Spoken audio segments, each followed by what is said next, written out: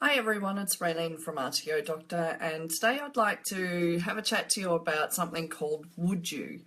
And this comes about because last night I was flying home from Melbourne, and on the plane I was thinking to myself, would you get on a plane and fly home if you knew that the pilot wasn't qualified?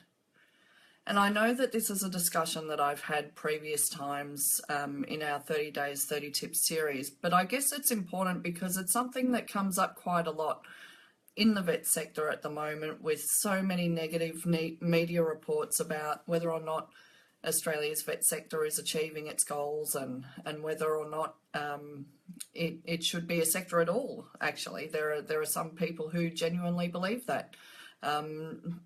Our politicians primarily, but there are also some other people in the community who question whether or not the vet sector really has a place.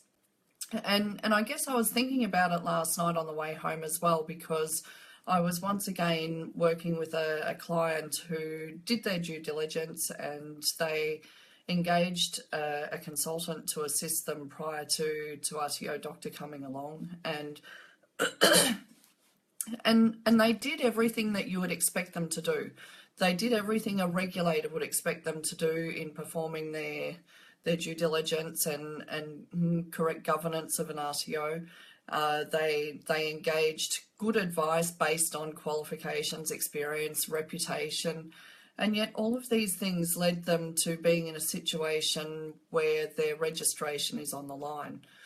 And so I think about it and I think, well, what value do our qualifications really have if the people that hold them can't be trusted to do the job that they are qualified? And I say that very loosely, that term qualified, loosely, very loosely. I say it very loosely because it's at a point where in industry, and I think it's not just in relation to the vocational education training sector.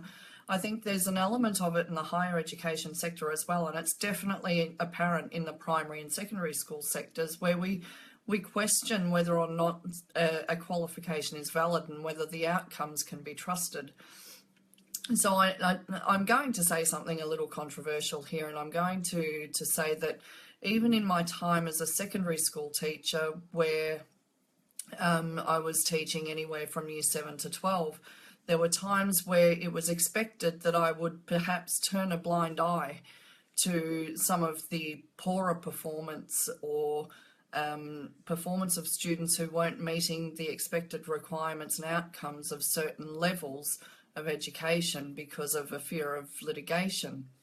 And so we were encouraged or in some ways obligated, in quotation marks, to complete school reports that were nothing more than a drop-down menu, and we had to be very diplomatic and careful about what we said in the school report for fear of inciting any litigious behaviours.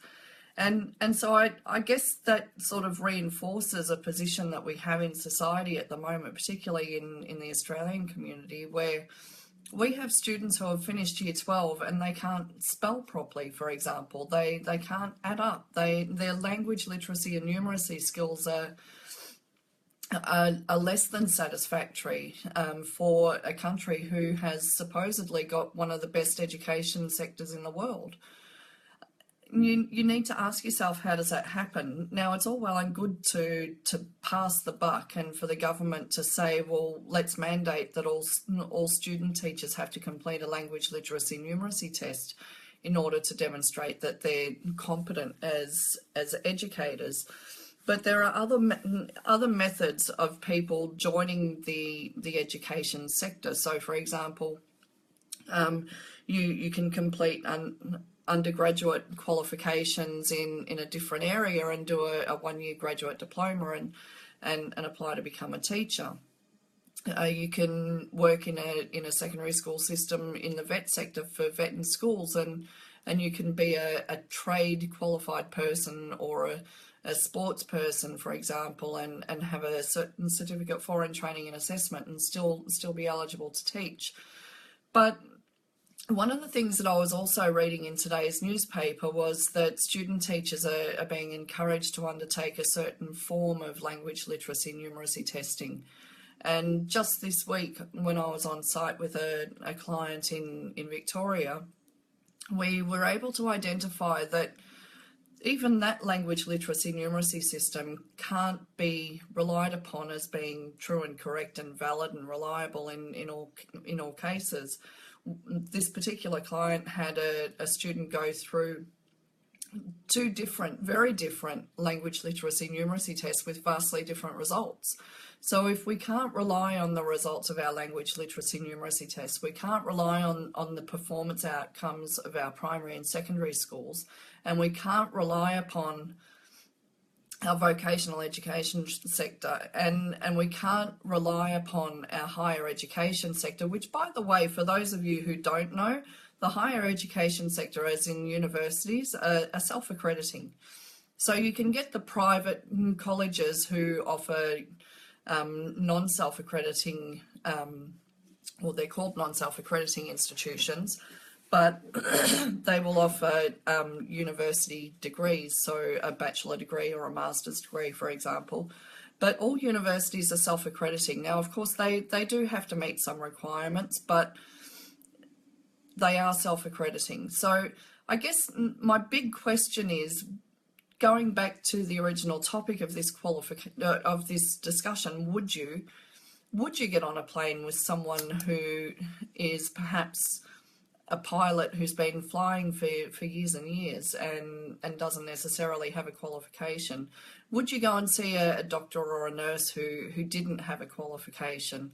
And if you went and saw that doctor or nurse or pilot that did have a qualification, would you, what sort of due diligence would you do? Would you ask them and quiz them about where they got their qualifications and what sort of training programs they went through? It's something that we're seeing more and more in the vet sector, where we're mandating that people do their due diligence on different qualifications, diplomas, certificate 3s and certificate 4s, and we don't trust where they come from. As a small business employer, I'm exactly the same. I don't trust a qualification that's presented to me anymore. Like everybody else in the sector, I've seen too many certificate 4s and too many diplomas that were not valid, and the people came out with qualifications that they clearly didn't have the knowledge and skills to demonstrate. But then I've also seen people with bachelor degrees and master's degrees who didn't necessarily have the knowledge and skills that they purported to have either. I've also seen secondary school students complete year 12 and they couldn't spell, they couldn't read properly, they couldn't write properly. So when I hear negative reports in the media about qualifications from the vocational education training sector, and are we doing our community a disservice by promoting them, I'm also questioning whether we're not doing the same thing in other sectors of the education training industry in Australia as well.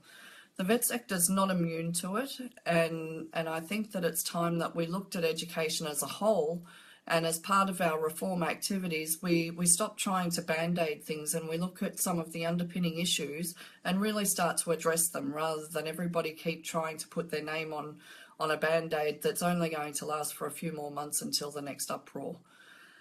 Today's political and controversial post, I guess, has come as a bit of a shock to even myself, to be honest. And as I said, it was really just because I was on the plane last night thinking about, I'm getting on this plane and I've not confirmed the qualifications and experience of the pilot driving the plane. I've really just taken it for granted that they are qualified, and hoped and prayed that the plane takes off and lands and I get to my destination safely. So what is it about some qualifications and some occupations that we can trust better than others? And is there a solution there to our education and training woes in Australia? Thanks very much for listening today, and I'll be with you later today for another 30 days, 30 tips. Bye for now.